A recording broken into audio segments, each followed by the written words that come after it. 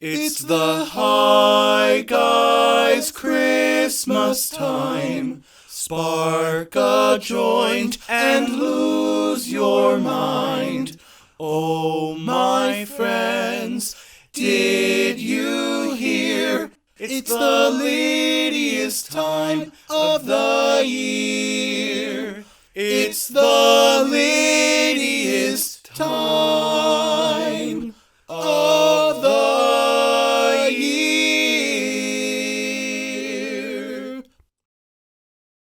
Hi, I'm Chris. And I'm Claudio. And we're the Hi Guys. Oh, come on, Claudio. You could tell the vibe was going to go in a quicker one. Okay, go do it. Hi, I'm Chris. And I'm Claudio. And we're the Hi Guys. Oh my god, Claudio. What? Pick it up. Pick up the cue. Hi, I'm Chris. And I'm Claudio. And we're the Hi Guys. Oh, that wasn't good, but that's okay. We'll move forward. We'll pick one of the three. It's okay. And happy holidays. We're back to talk to you about more about some unconventional seasonal media that might not be on your holiday watch list. Today, we're recommending 2 holiday movies for you to watch on Christmas morning. That's right, ladies. We have 2 Christmas movies that you absolutely need to watch because we guarantee they will make your night 1000% more magical. Yes. The 2 movies are... Oh my god, Bart! The 2 movies. Why does he look like that? The 2 movies are Jingle, Jangle, a Netflix original movie, and Klaus, another Netflix animated original movie. Take it away, Claudio. I don't know why I laugh like this.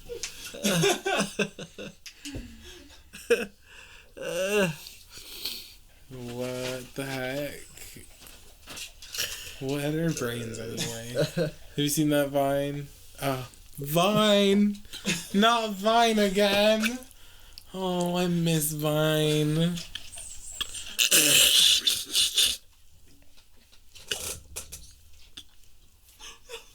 Do you not miss Vine? I was trying to drink water. Okay. You spit it out? Ma'am, did you see the TikTok where it's like, what are brains really? When you think about it, it's like pieces of gobbled meat in a nut that controls your limbs. Okay. Alright, let's get into this. First up, Jingle Jangle, girl. Let's get into the summary. So, Jingle Jangle, A Christmas Journey, is about Jeronicus Jangle, who is an inventor who creates toys that are whimsical and fantastical. After accomplishing his best creation yet, his apprentice disappears with his life's work. His apprentice profited off his ideas for 30 years. Jeronicus slowly watched his family fade away, and his inspiration for inventing. All this changes when he gets a visit from his granddaughter, who is staying with him till Christmas Day. What follows is a series of super fun events and great musical performances. Yeah. The fucking musical bitch.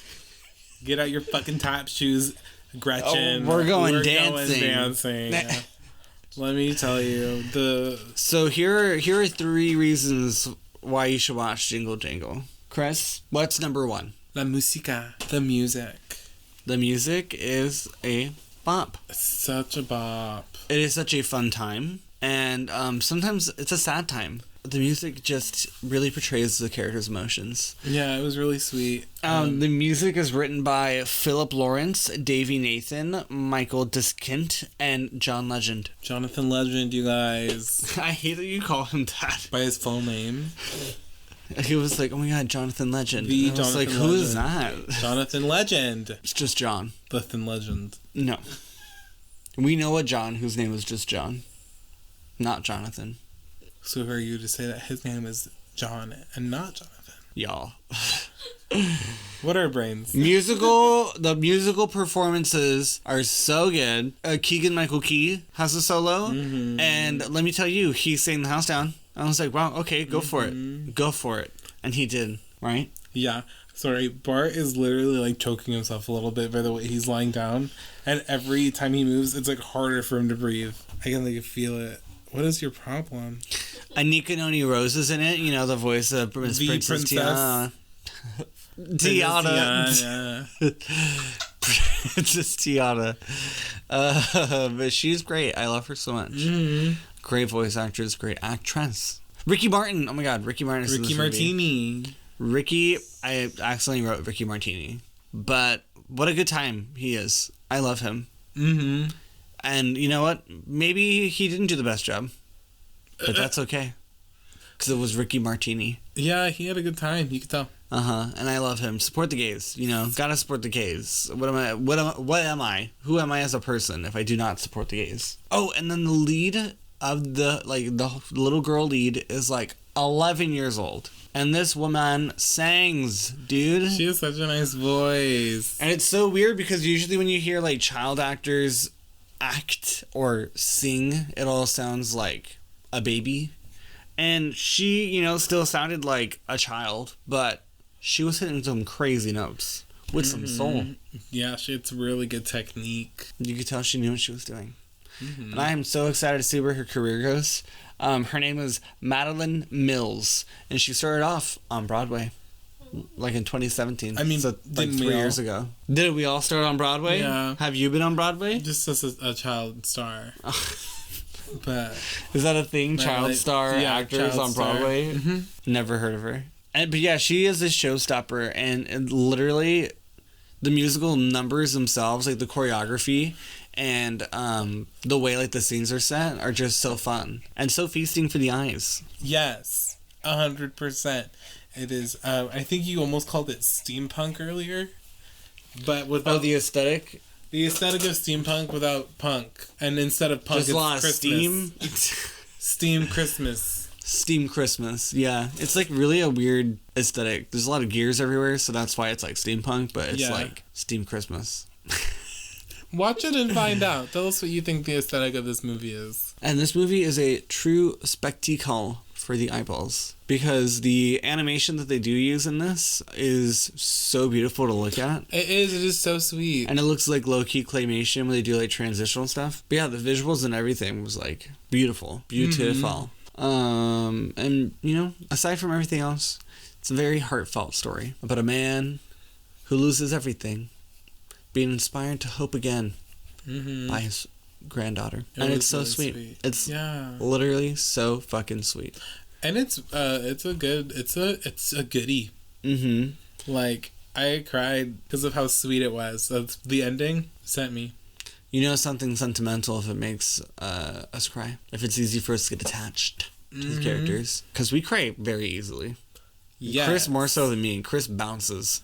Ma'am, I feel like I'm there. Chris literally like crying. Yeah, it's pretty funny. To the point, like, Avengers Endgame? No.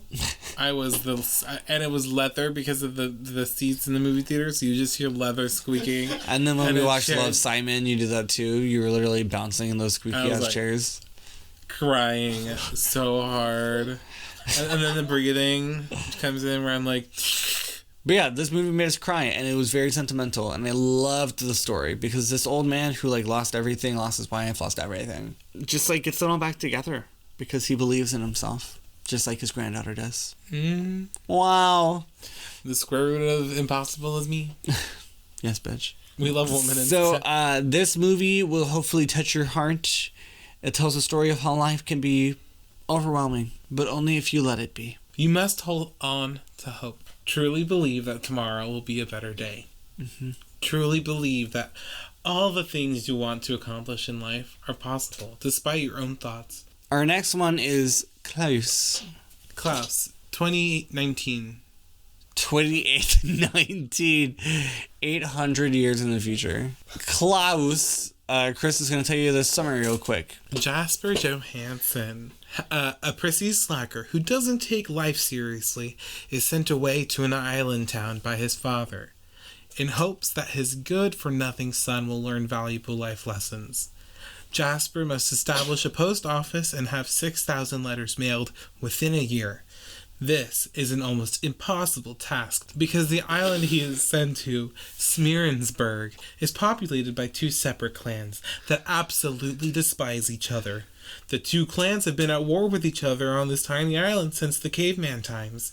He eventually starts his own post office by working with Klaus, the local woodsman, to deliver toys to all the children on the island, which sparks a movement of kindness. Jesus fucking Christ. You didn't have to read. So here are the three main characters of the movie. The first one, Jason Schwartzman, plays Jesper. J.K. Simmons plays Klaus. And Rashida Jones plays Alva. And a school teacher turned fishmonger. I bet she loves Rashida Jones. Let me tell you that. Absolutely. She is such a and J.K. Simmons. J.K. Simmons picks amazing always here projects for a good J.K. Simmons. Okay. The J. Jonah Jameson. Those are the main actors. We love them, and they do a great job. So here are some reasons why you should watch Klaus. Did you love the mom from Ice Princess? Well, let me tell you this. She's in it. If that's not enough reason to watch it. Yes, Joan Cusack. She's great. She's in it. So watch it. The animation is breathtaking. Netflix Animation, Sergio Pablos Animation Studios, A3 Media Cine. Yikums. Anyway, yeah. Media Cine. It is not. No, stop. Stop reading it word for word. I told you. It is not a CGI movie. This is a movie made through 2D animation. Yes. And the director specifically wanted to make it 2D to show like where animation could be right now. How do we not abandon 2D animation for CGI? And let me tell you guys, sometimes I'm over it. I'm over the CGI. I don't want to see a bunch of computers. I want to see your blood, sweat, and tears. I want to see the animation done by hand. And this movie is goddamn beautiful, dude. It is fucking wild.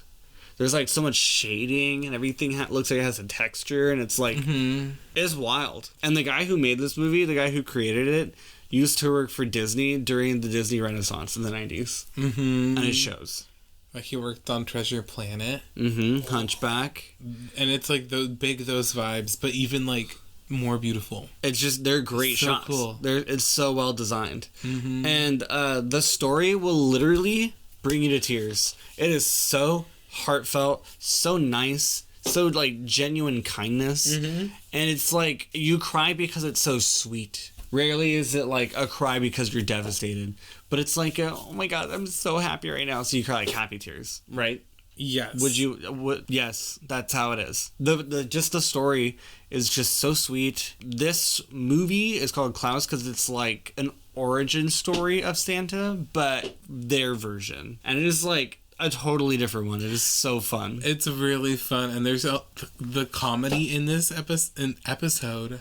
The comedy in this film is so funny. I don't know what it is. It's just the most strange, unique little one-offs that are like little exchanges throughout. Like there's this one little girl who is around a snowman with a carrot in her hand. And anytime the camera is on her, she is slowly stabbing a snowman with a carrot. Like what? And she's just staring at you as she slowly impales a snowman with a carrot. It's so funny, and then it's so weird. Towards the latter end of the movie, everyone's like happy and stuff, and she's still doing it, but she's smiling this time, so it's even creepier. Well, because she gave him a nose. It was really funny. This is not your normal Christmas movie, okay? This is not your average Christmas movie. Okay. It is a beautiful story, and you are led through basically like an anti-hero. This guy is like a dick, and you're following him around, and you're like, I don't like this guy. But throughout the movie, you get to like that guy. And like it's so fucking beautiful to witness. So it's like some of the best storytelling for an animated film. And also, like, this movie was so well written and so well made that despite it being a Christmas movie, it got nominated for an Oscar. Like, how many Christmas movies have been nominated for an Oscar? Yeah. It should have won, TBH, because What did win? Toy Story 4, which is fine, because I like that movie. Mm-hmm. But Klaus is beautiful. Like, literally moved you to tears without having, like, hit, like, a bunch of movies to back your nostalgia fest. Yeah. It just brings joy. It's so wild. The whole thing about this movie is that their tagline that they say a lot is, a true act of goodwill always sparks another. And that is so true. And that's what makes the movie so fucking sweet. Is like, this guy goes to this place that is like fucking horrible. And at first he just wants to just like get out. And so he like does his little scheme to get a bunch of mail through the system. And then he finds out like he actually likes these people. And he actually like affected all of them and started making them like see each other as neighbors rather than as enemies. And it was so sweet. Mm-hmm. So Klaus is a good time. It's a wonderful time. It's a beautiful time. So yeah, these two movies, we hope you watch them this holiday season because they are new Christmas movies. And like we said, we're trying to give you new ones so you don't keep watching the old ones. People are making these new ones so that you just drop them, okay? Please. They are very sentimental and they will be a good ass time for you on Christmas Day. Yes. You will be so happy. You will be so in the holiday season, right? Mm-hmm. Definitely, please look at these two movies to watch this holiday season. Definitely. 1,000%, 1,000,000%. Especially, don't watch Christmas on the Square by Dolly Parton. Because the acting is not good. Dolly's there. If you want to mute it every time you don't see Dolly. So, obviously, this year has not been kind. For many people, in so many different ways, the holidays are no exception. This year, Christmas looks and feels very different. So please be kind to each other, act selflessly, reflect this holiday season on how you could be like a little more open-minded and considerate to others. Because, you know, we all gotta be the change that we want to see. We hope you watch these movies with open minds and open hearts. And now we're going to give you some suggestions on how you can watch movies with your family if you are in different places. Yes. Because a lot of different streaming services are doing this now, and it's pretty fucking fun. So the first thing you could do is there is a Chrome installation. If you use Google Chrome, you can get an extension that lets you stream over different services and send a link to other people so that they can watch with you on whatever you are watching. But there are some caveats. They must have an account for the different streaming services and also be like on the same plan as you if there is like a commercial-free plan or something. Fucking Hulu. But it's called Teleparty. And if you use it, it'll you watch a movie, you put screen share or whatever the fuck, and then you send a link to people on their computers. And then they can start watching exactly what you're watching at the exact same time, and it pulls up a little chat bar on the side. It's very fun.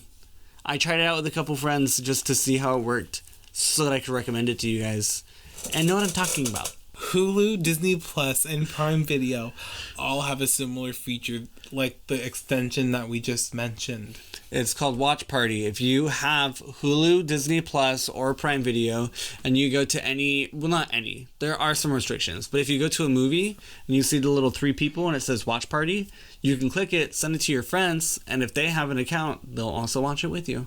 And it's the same thing, a little chat bar shows up on the side, so you can chit-chat. So you can say, LOL. Can you believe? I'm dying. I bet this one's gonna die. Oh my god, you were right.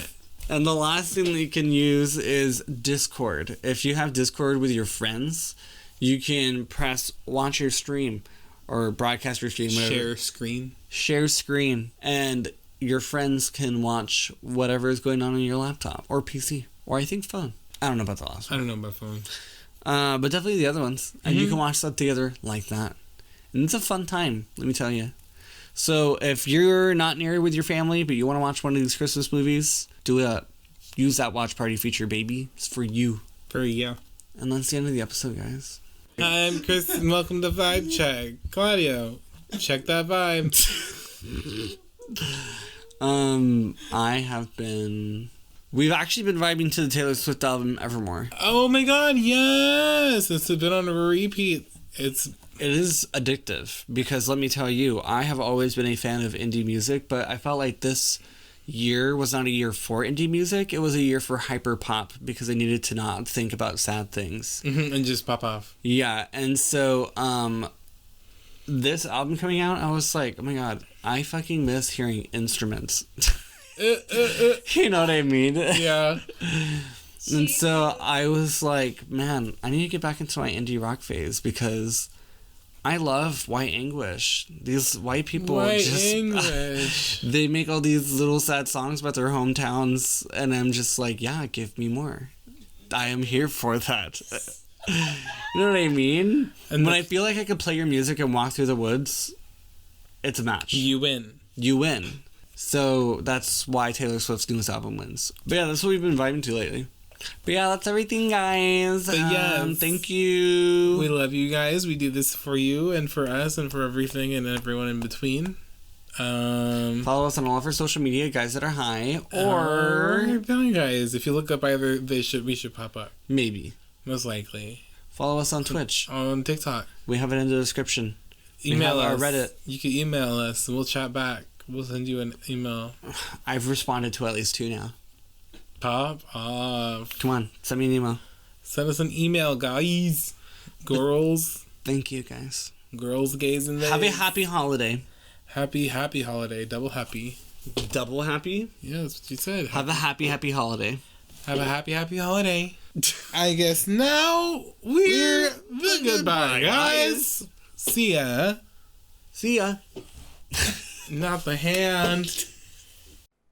I guess now we're the goodbye guys. So long. I guess now we're the goodbye guys. See you later. I guess now we're the goodbye guys. Adios. Bop, bop, bop, bop.